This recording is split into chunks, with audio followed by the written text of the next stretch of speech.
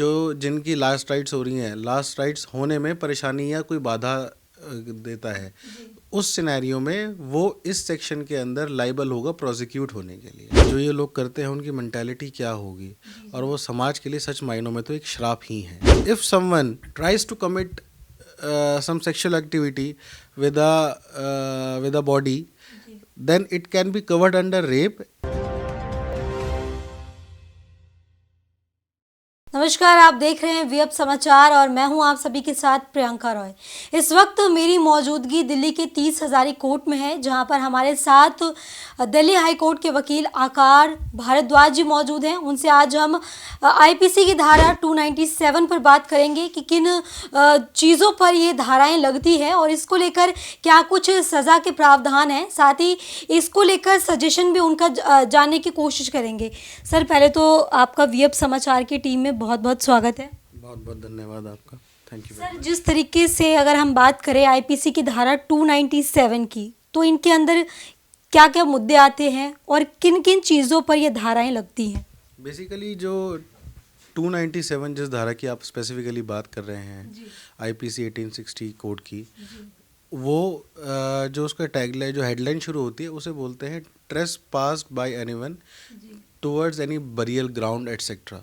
Burial ground basically, या फिर burial ground कह लें, या फिर क्रिमेटोरियम जिसे हम कहते हैं, जहाँ पे अंत्येष्टि होती है या फिर जब किसी की डेथ होती है तो उसे बरी करा जाता है, उस के लिए, उसके रिगार्डिंग, उसमें ट्रेस पास के रिगार्डिंग इस सेक्शन में या इस बेसिकली प्रावधान में बात करी गई है।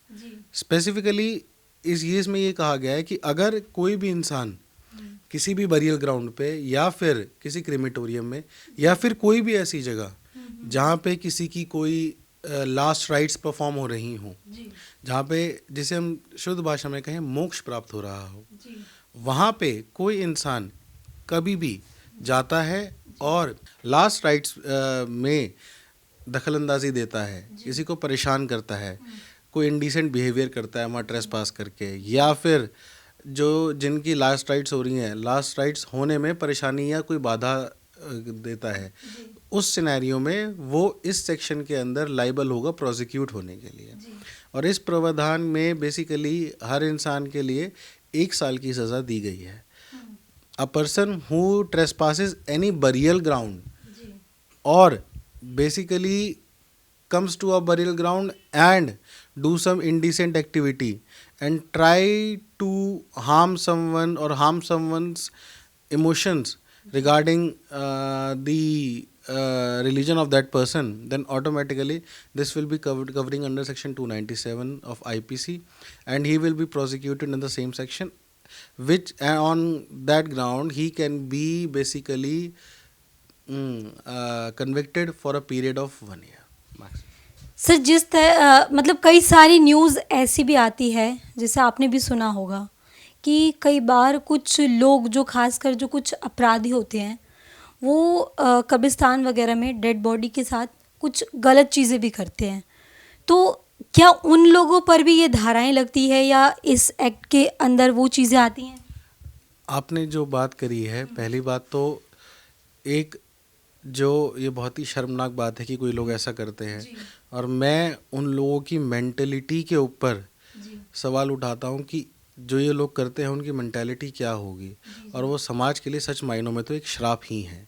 दूसरी चीज़ जो आपने मुझसे बात कही, उसमें मैं आपको एक चीज़ बता दूँ। फॉर एग्ज़ाम्पल, कोई भी एक इंसान शमशान में जाता है या फिर क्रिमेटोरियम में जाता है और डेड बॉडी के साथ कोई इंडिसेंट एक्टिविटी करता है या इमोरल सेक्सुअल एक्टिविटी करता है, जैसे हम सिंपल भाषा में सेक्सुअल एक्टिविटी कहें, वो ऐसा कुछ करता है, तो उसके लिए जो प्रोविजंस हैं वो आईपीसी में अलग दिए हुए हैं। For example, if someone tries to commit some sexual activity with a body, then it can be covered under rape and can also be covered under section 377 of IPC, unnatural offences, unnatural sex.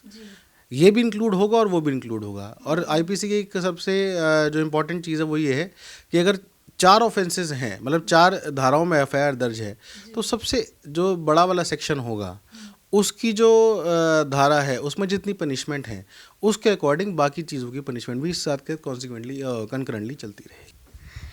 तो देखिए इस वक्त हमारे साथ Delhi high court के वकील आकार भारद्वाज जी मौजूद थे, जिनसे हमने आईपीसी की धारा 297 को लेकर बातचीत की। जो आपने सुना, इसको लेकर अपनी राय ज़रूर दीजिएगा।